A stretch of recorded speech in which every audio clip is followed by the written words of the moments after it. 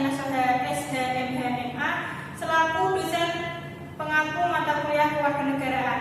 Perkenalkan, nama saya Siti Ana Safiroh, NIM 223111096, kelas PAI 1C. Hadirin pemirsa yang insya Allah selalu dirahmati oleh Allah Subhanahu wa Ta'ala. Cinta tanah air dan nasionalisme. Adakah dalil-dalil mengenai cinta tanah air dan nasionalisme? Sebelum berbicara mengenai dalil, perlu kita ketahui apa itu cinta tanah air dan nasionalisme. Nasionalisme menurut Kamus Besar Bahasa Indonesia adalah suatu ajaran atau paham untuk mencintai bangsa dan negara sendiri dan kesadaran keanggotaan dalam suatu bangsa yang secara potensial atau aktual bersama-sama mencapai, mempertahankan dan mengabadikan identitas, integritas, kemakmuran dan kekuatan bangsa. Nasionalisme dalam kata tersebut juga bisa diartikan sebagai cinta tanah air. Jadi bisa disimpulkan bahwa cinta tanah air adalah nasionalisme. Sebagaimana Al-Jurjani dalam kitabnya Al-Ta'rifat yang mendefinisikan tanah air sebagai al-watanul asliyu wa maulidur rajuli wal baladul ladzi huwa fi, yang berarti tanah air adalah tempat di mana seorang dilahirkan dan negeri di mana ia menjadi gelarnya. Seperti kita ini sekarang tinggal di Indonesia, jadi tanah air kita yaitu tanah air Indonesia. Yang kedua yaitu pada Quran surat An-Nisa ayat 66 yang berbunyi A'udzubillahi minasyaitonirrajim, Bismillahirrahmanirrahim. Walau anna katabna 'alaihim an iqtulu anfusakum aw ikhruju min diyarikum ma fa'alu illa qalilun minhum. Yang artinya, dan sesungguhnya jika seandainya kami diperintahkan kepada mereka orang-orang munafik, bunuhlah diri kamu atau keluarlah dari kamu halaman kamu. Niscaya mereka tidak akan melakukannya kecuali sebagian kecil dari mereka. Syekh Wahbah Al-Zuhaili dalam tafsirnya Al-Wasit mengatakan dalam firman Allah yang berbunyi awik ruju min diyarikum, keluarlah dari kamu halaman kamu, terdapat isyarat jelas akan ketergantungan hati manusia dengan negaranya. Oleh karenanya Allah menjadikan keluar dari kamu halaman dan tanah air sama halnya ataupun setara dengan bunuh diri. Al-Haqi Al-Hanafi Al-Khawati dalam tafsirnya Ruhul Bayan mengatakan bahwa terdapat petunjuk atau isyarat dalam Quran surah Al-Qasas ayat 84 ini bahwasanya mencintai tanah air merupakan sebagian dari iman.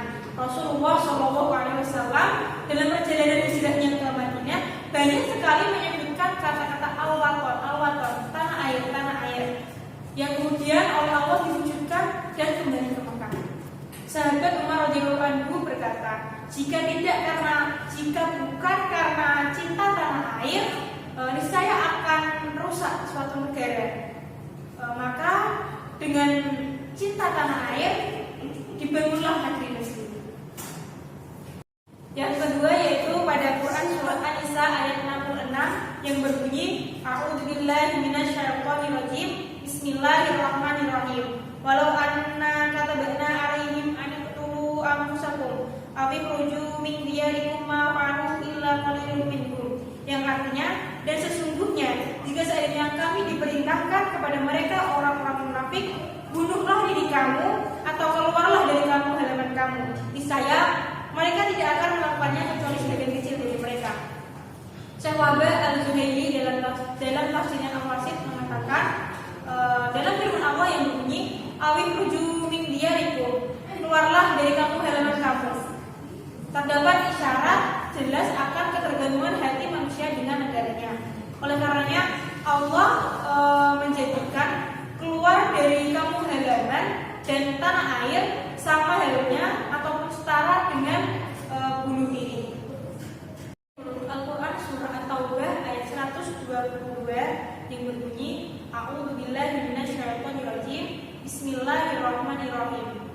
Wa ma kana al-mu'minuna liyanfiru kaffah falawla nafara min kulli firqatin minhum ta'ifatun liyatafaqahu fid-dini wa liyunziru qaumahum idza raja'u ilaihim la'allahum yahdharun.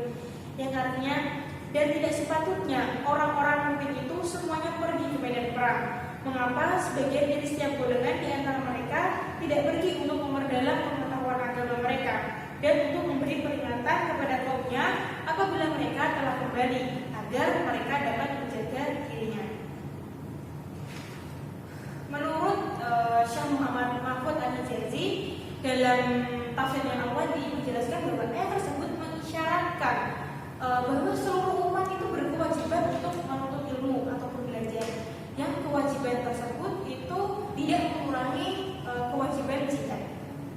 Dan mempertahankan tanah air juga merupakan kewajiban yang suci, karena mempertahankan tanah air bisa dilakukan dengan cara berjuang dengan menggunakan senjata ataupun pedang, namun juga bisa menggunakan argumen-argumen maupun dalil-dalil. Nah, jadi dapat disimpulkan bahwasanya belajar ataupun menuntut ilmu itu merupakan jihad di jalan Allah dan juga termasuk dalam suatu cara untuk mempertahankan tanah air. Yang selanjutnya yakni dalil cinta tanah air menurut hadis. Diriwayatkan dari sahabat Anas radhiyallahu anhu bahwa ketika Nabi SAW kembali dari bepergian dan beliau melihat dinding-dinding Madinah, maka beliau mempercepat laju untanya. Apabila beliau menunggangi unta, maka beliau mempergerak untuk mempercepat karena kecintaan beliau pada Madinah.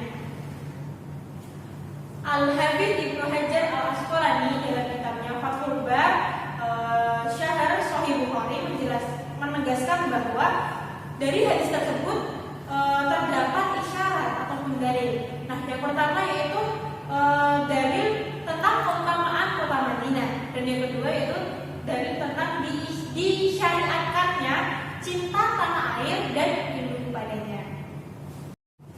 Dari pemaparan apa yang setelah saya sampaikan tadi, bahwasanya dalil-dalil mengenai cinta tanah air itu memang ada dasarnya, yaitu pada Al-Quran dan hadis. Semoga apa yang saya paparkan dapat memberikan manfaat pada